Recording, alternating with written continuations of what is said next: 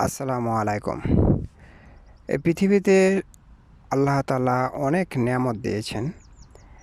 অ্যাম তার চেয়ে সবচেয়ে বড় নেয়ামত হচ্ছে আল কুরআন।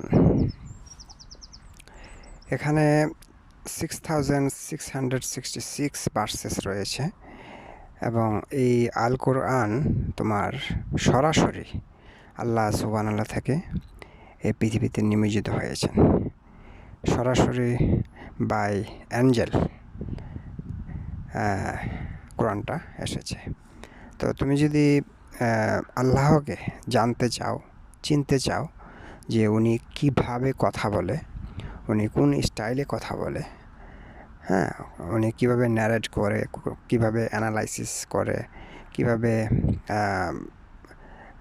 যুক্তি প্রসঙ্গ তুলে ধরেন, তুমি যদি ওনার স্টাইলটা বুঝতে চাও তাহলে তোমাকে কোরআন পড়তে হবে অর্থসহ, তবেই তুমি ওনাকে চিনতে পারবে।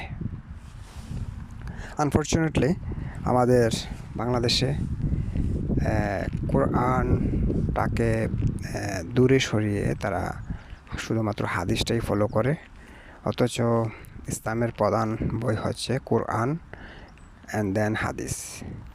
সো এটা উল্টায় গেছে, আগে হাদিস চলে আসছে, তারপরে কোরআন পড়তেছে।